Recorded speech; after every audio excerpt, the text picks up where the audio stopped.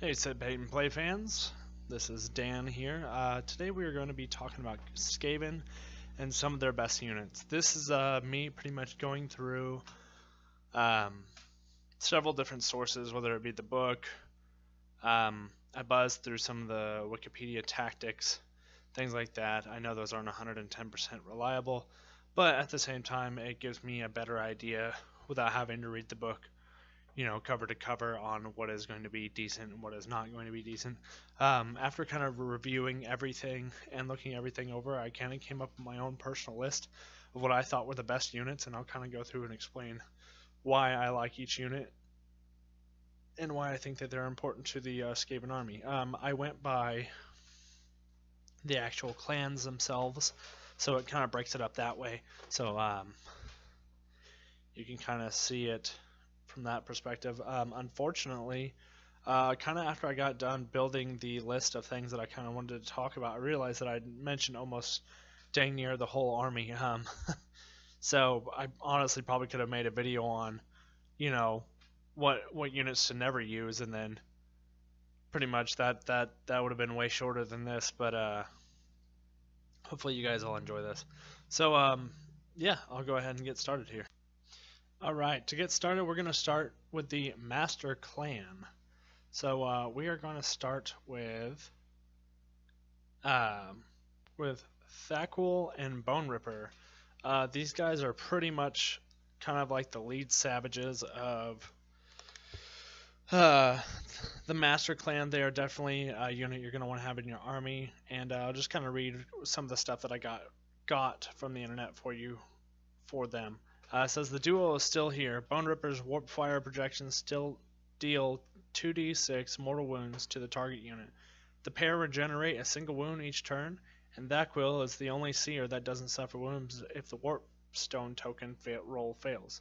His exclusive spell is Scorch, which deals d3 mortal wounds, d6 if he's attacking other Skavens, and his command ability gives to a Skaven unit within 18 inches a second 6+ roll save, or save roll, 5+ if the unit has 13 or more models after the regular one that can also save mortal wounds. So basically this guy is, in a way, he kind of gives out a feel no pain. He's dishing out d3 mortal wounds with the Scorch, and then they have a Bone Ripper's warp fire projector deals 2d6 mortal wounds. So already off the bat, this guy is just dishing out tons of damage. He can heal himself. He's definitely a powerhouse unit for sure. Alright, up next is the Grey Seer. They are allowed to use Warpstone tokens that allow them to reroll any casting roll if he rolls a 2+ before rolling the spell. He also gets a wound if he fails the roll. His exclusive spell is Vermintide, which targets a unit within 26 inches and makes you roll a number of dice equal to the number of models in the unit, dealing a mortal wound for each 6 rolled.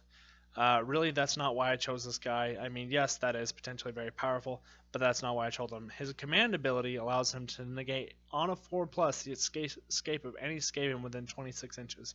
That command ability first sounds rather meh, but then it gets better the bigger the game gets, since it's a huge bubble of 26 inches around him. So if you kind of throw him in the middle and march him forward with all your, either your clan rats or your whatever you choose to take, that's really going to save your bacon as far as having your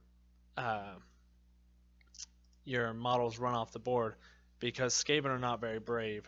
As far as this guy goes, he's only got his melee weapon, his Warpstone staff. It's d3 damage, 1 rend, 3 to hit, 4 to wound. The Vermintide isn't very good, but it's really the command ability that you would use him for. And like I said, I really wouldn't use him in anything outside of a larger game. So not really something I'd look forward to picking up, but it still was cool. Alright, that's it for Master Clan. Now we're going to talk about Verminus.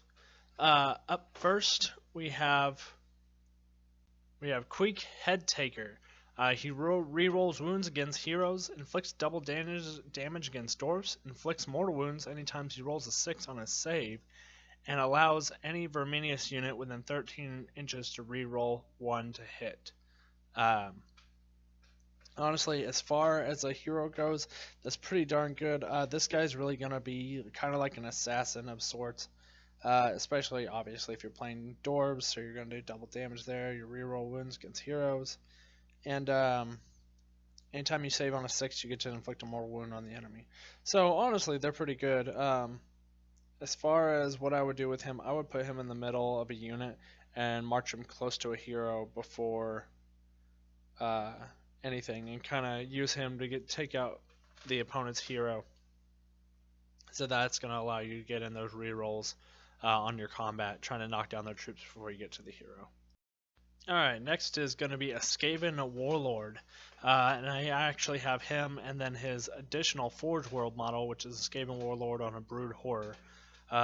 You can choose between a Warpforged Blade, 2 Barbed Blades, or a Barbed Blade and a Halberd, with the Fell Blade being the far best option. And every option still allows to take a shield. You can always retreat from a fight if he rolls a 4+ after he attacked, keeping him much safer much longer. His command ability gives an extra attack to every model of a Verminus unit within 13 inches. I would use this in a large, like if you're in the middle of either some storm vermin or something like that. I put him right in the middle and definitely keep him safe because he's going to give you that extra attack as long as you're within 13 inches. And then the Skaven Warlord on a Brood Horror, which is from Forge World. It says it's a brood horror, but now with Verminus instead of Molder. Curiously enough, +1 bravery, and now stuck with a Warpforged Blade. He still recovers D3 wounds if he wounds something the turn before, and all Verminus models get 13 inches. Within 13 inches, get +1 bravery because that thing's cool. His command ability is the same as on foot. So basically all you're really getting here is probably some more wounds. Alright, up next is the Skaven Chieftain with the Battle Standard. If he plants the standard, everyone within 13 inches skips the Battle Shock, which would be amazing for these guys because that's probably one of their biggest weaknesses is their bravery. So if you can pretty much just null and void that, then you're gonna be able to have a more successful game. And so they skip Battle Shock and then they re-roll every 1 to hit.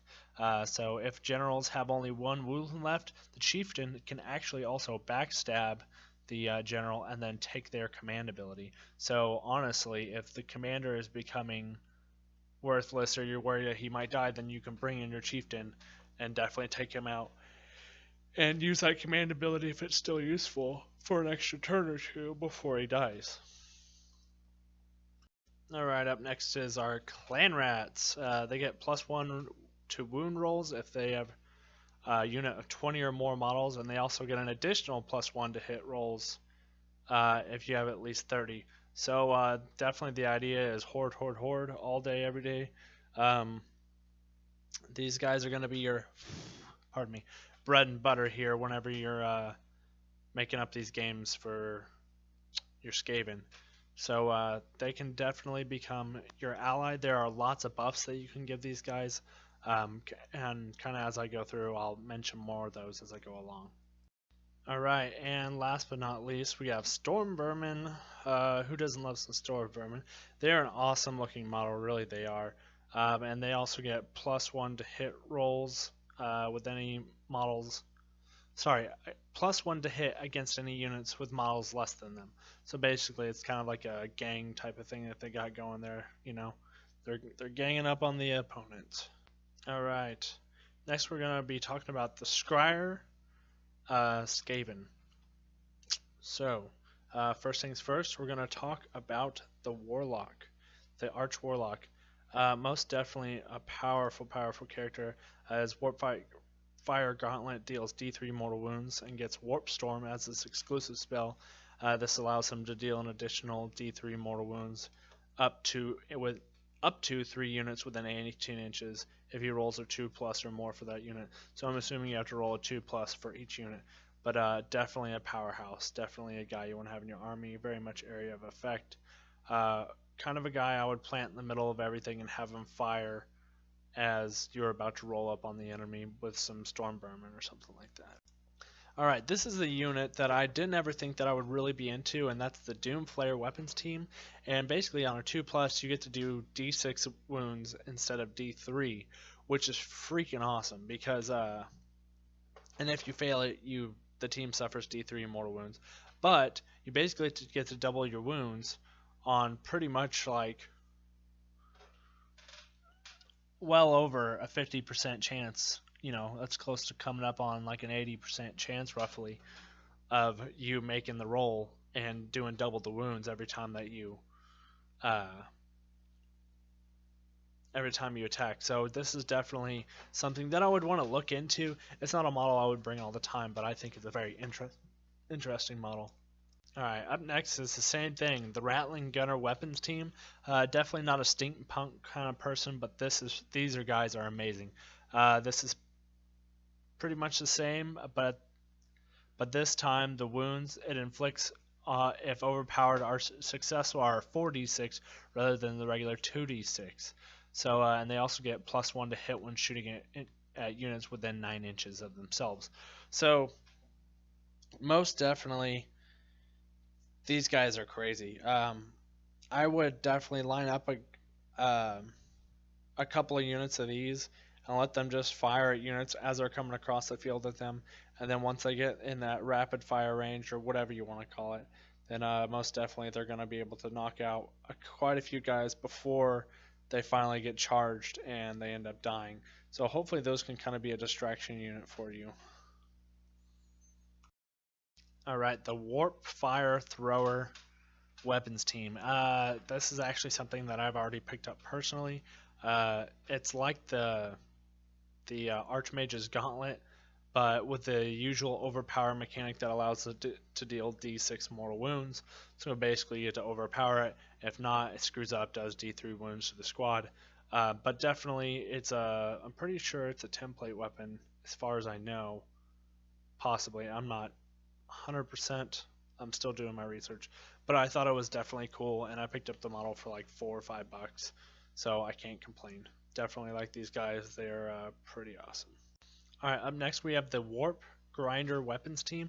This is something I most definitely will be picking up because this is going to be it's almost necessary for these guys, because basically this is your deep strike, this is your infiltration unit. Basically, as before, it starts underground with a whole other unit. So basically you can take this unit, they start underground, and then you can attach a unit to them, and then in any movement phase you can roll a dice, and on a D3 and up, the unit and the Warp Grinder are placed anywhere on the field within 9 inches from the enemy unit. So basically you can deep strike your guys in, come up from behind the enemy unit and wipe out their warlord or something, or bring an assassin or something like that and take out their warlord, you know, within the first couple of turns. So this is definitely going to be a powerhouse unit that you're going to want to burn. Alright, the Poisoned Wind Mortar Weapons team.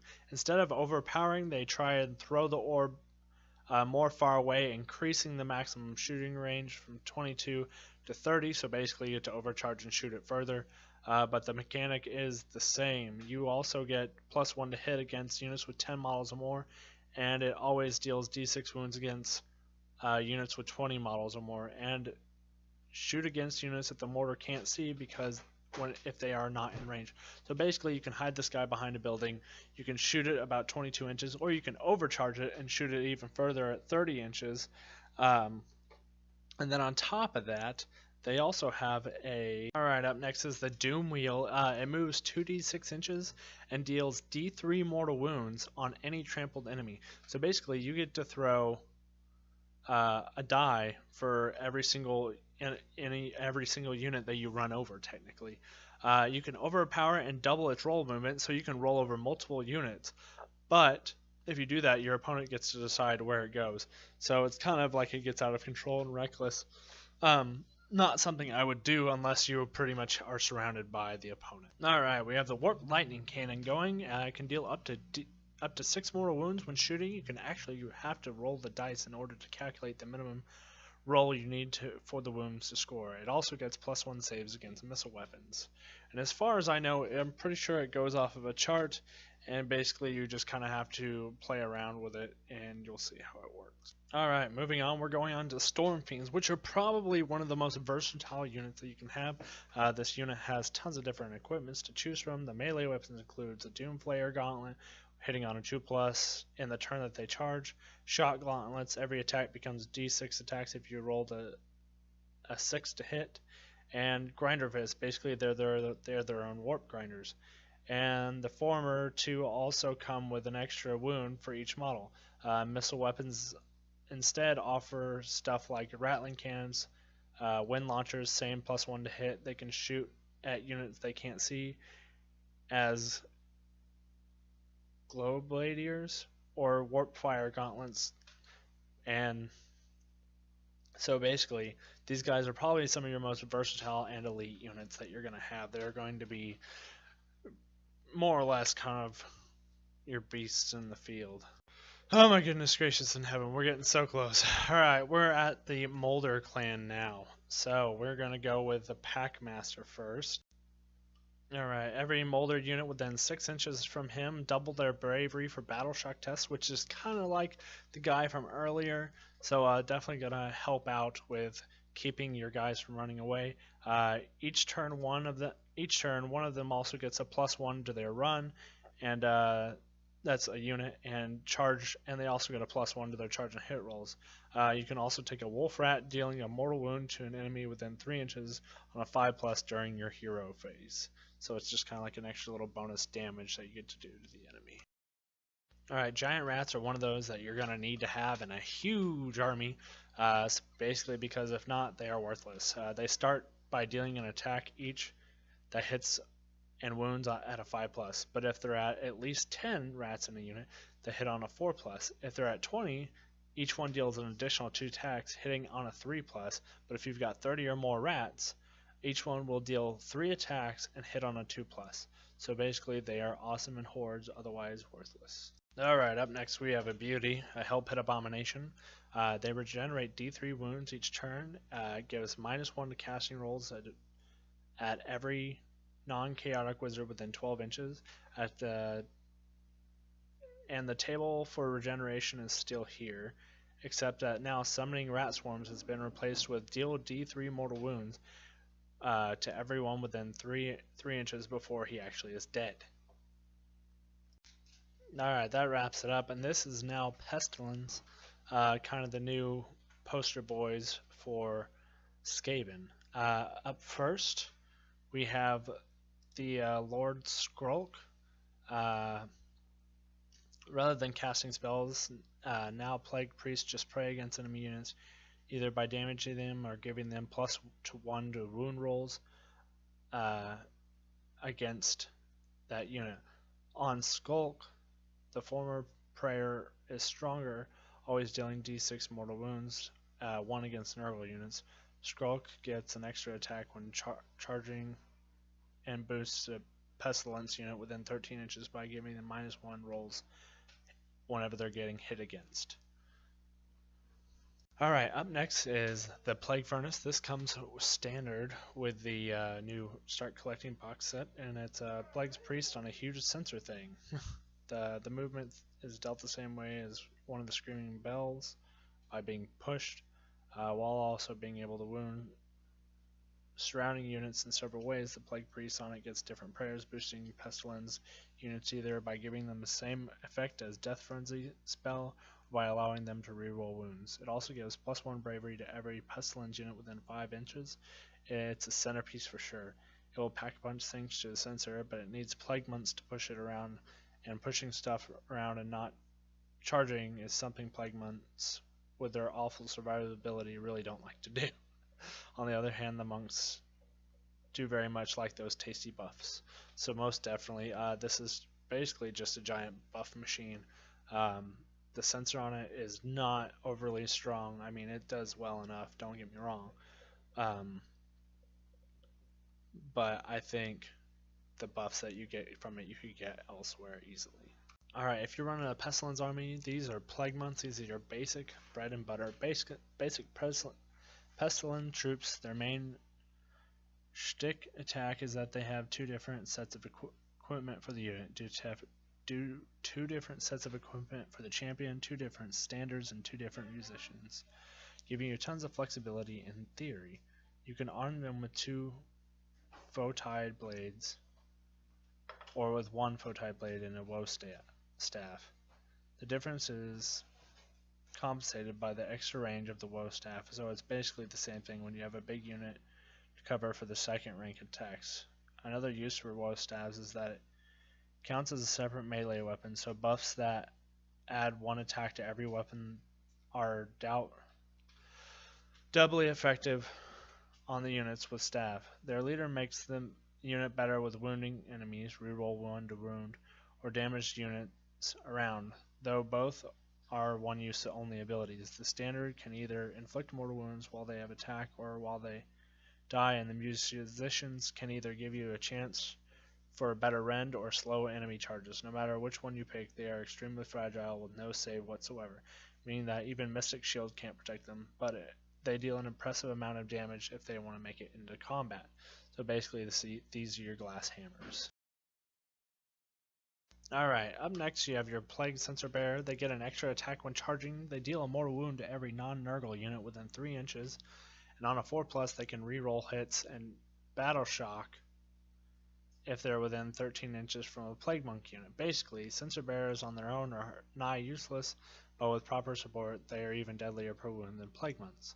So basically, if I would run maybe one alongside each unit of Plague Monk. Alright, here we have the Plague Catapult. Just keep it back and it'll be just fine. Alright, here we have the Eshin clan, finally, the Assassin clan. Here we go. This is Snick. Let's see here, sorry.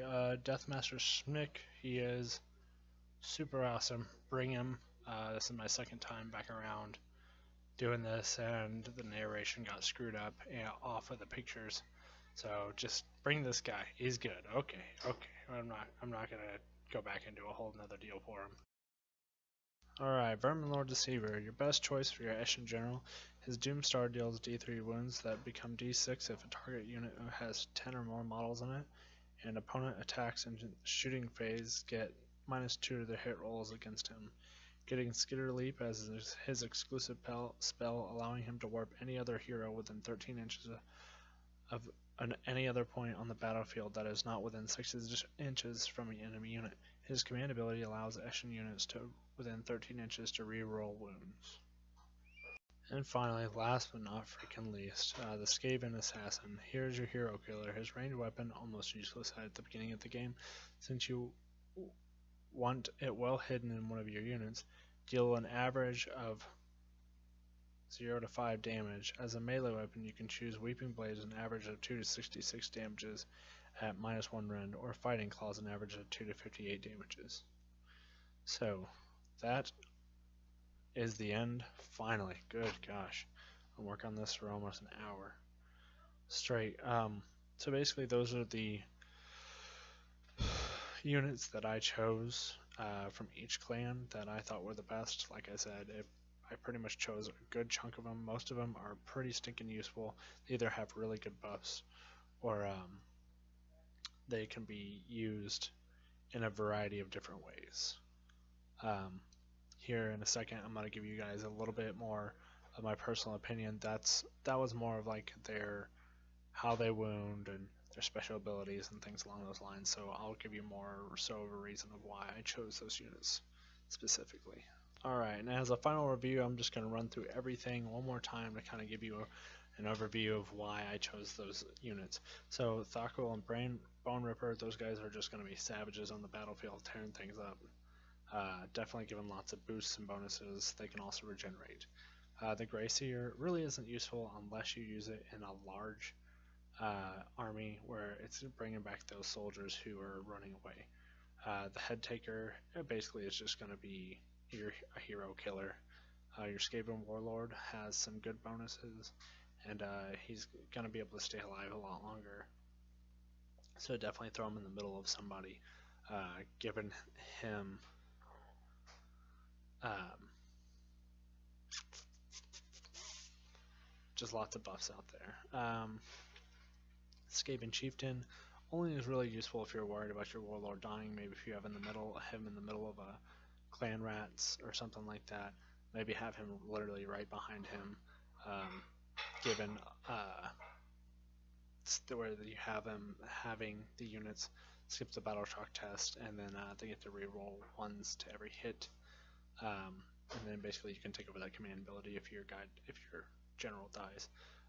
Clan rats, obviously those are your basic unit. You're gonna need them. Storm vermin are gonna be more like your heavy melee units, so they are going to be more useful. Definitely a shock unit.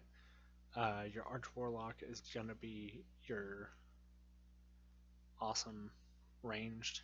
He has tons and tons and tons and tons of ranged attacks, and specifically your more so area of effect with the 3 units, 18 inches, rolls a 2+, and he gets to do D3 mortal wounds on him. So that's just going to take out more stuff as you go before you get into close combat, because that's what you're worried about, is really getting your rats into close combat, because outside of that, they're pretty much worthless.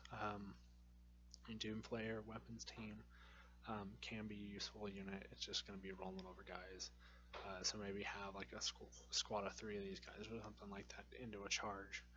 That would be neat. The Rattling Gun team, like I said before, I would throw a bunch of these guys out there and kind of use them as fodder as you kind of gun down the enemy as they come at you first. With the Warp Fire Thrower team, not a hugely necessary unit, but it's still a neat unit. Definitely going to be able to put some wounds out on the field. The Warp Grinder team is almost absolutely necessary depending on how you play, but I would basically use them and have them tunnel under and drop a unit with like a hero assassin in there or something like that, so that you can take care of your enemy's hero. The Poison Mortar team, kind of like the might bring 1 or 2, but not something that I would definitely have all the time. You're going to be able to punch in a bunch of wounds while it stays hidden, so you don't have to worry about it getting torn up too often. Doom Wheel, I've heard these can be good or they can be disastrous. It depends on if you're overcharging them or not. So basically kind of how you want to play it. It can be useful. It is going to take a long time to roll the dice, especially if you're rolling over a lot of guys. So use caution when using.